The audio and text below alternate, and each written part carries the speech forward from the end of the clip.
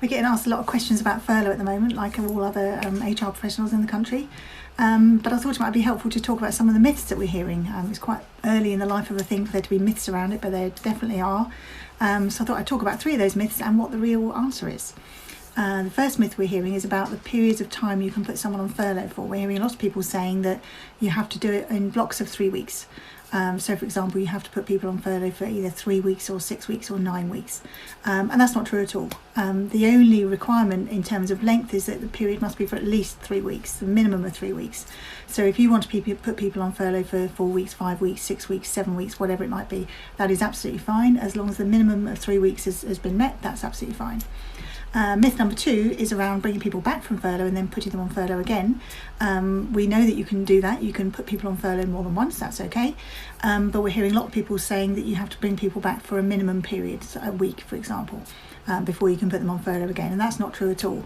Again, as long as each period is at least 3 weeks that they're off from furlough, the amount of time they spend back at work can be very, very short. There's no minimum time. So if you need to bring somebody back for a day, 2 days, if they have perhaps a really important task that they do once a month, or there's a load of stuff, backlog of stuff they could do with spending a couple of days clearing, that's absolutely fine. You can bring someone back for, a day, a very short period of time, get them to do what they need to do, and then go back on furlough again. That's absolutely fine. It actually makes it a lot easier to manage in terms of having people away from the office for extended periods of time. If you can bring people back for a short period to do some stuff and then go off again, it makes life a lot easier. So that is absolutely fine.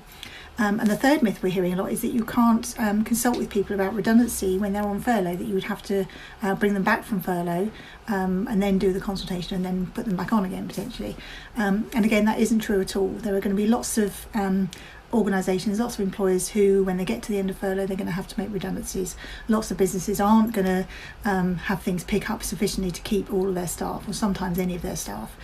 So it's going to happen. You're going to have to consult with people. You have to consult when you're doing redundancies.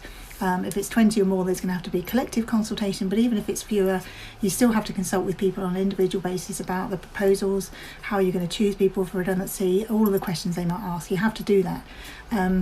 But it wouldn't be counted as work for the purposes of, whether they qualify for furlough, because we all know that you can't work when you're on furlough. So people are concerned that being consulted with would be work. But it's not. It's absolutely fine, because you're not getting them to work for the organisation. You are talking to them about their employment, and that's fine, and that's absolutely fine to do. So you can consult with people. Obviously, make sure you do it fairly. You can do it via video conference or whatever arrangement works for your employees. But you can definitely consult with them while they're on furlough, because you need to make decisions. You need to involve them in those decisions, and you don't have to bring them back and start paying them again just so you can consult with them. So absolutely fine. Consult when they're on furlough, not a problem at all. So there are 3 of the myths that we hear and the real answers.